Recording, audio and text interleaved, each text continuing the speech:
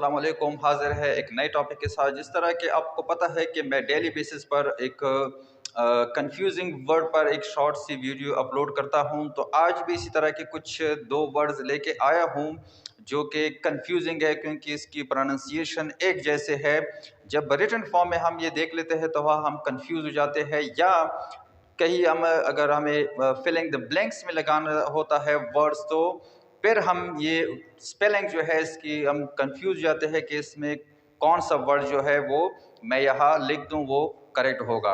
तो ये वर्ड देख ले, फार्दर एंड फर्दर, इसकी प्रोनाउंसिएशन एक जैसी है।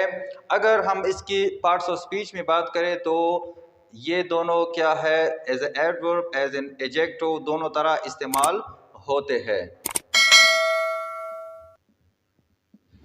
अच्छा, फर्दर और फर्दर ये दोनों एज एन एडजेक्टिव और एज एन एडवर्ब दोनों तरह ये इस्तेमाल होते हैं।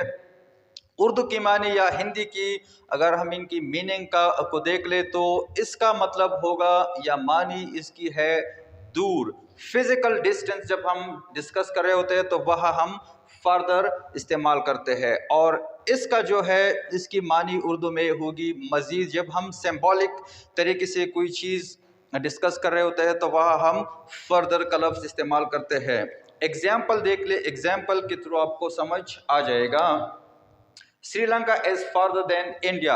अब श्रीलंका जो है वो इंडिया से दूर है, फिजिकल डिस्टेंस है।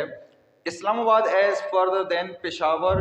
इस्लामाबाद जो कि पाकिस्तान का कैपिटल है, ये दूर है पेशावर से। पेशावर के पी जो है प्रोविंस की पी का ये प्रोविंस है। तो इसका मतलब क्या होगा उर्दू में कि ये इस्लामाबाद जो है ये पेशावर से दूर है। फिजिकल डिस्टेंस का क्या है, यहाँ फिजिकल डिस्टेंस की बात हो रही है। अच्छा, अब अगर ये हम देख ले तो ये हम इस तरह इस्तेमाल कर सकते हैं कि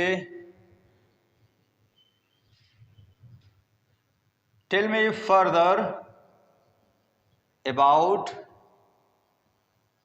yourself.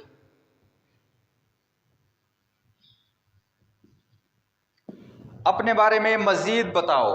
Tell me yourself, tell me further about yourself. अपने बारे में मुझे मजीद क्या है बताओ, अपनी डिटेल बताओ। जिस तरह इंटरव्यू में हम चले जाते हैं या किसी से हम इंट्रोडक्शन कर लेते हैं तो वहाँ हमसे ये क्वेश्चन पूछा जा सकता है कि tell me further about yourself. अपने मुतालिक या अपने बारे में मजीद कुछ मुझे बता दो।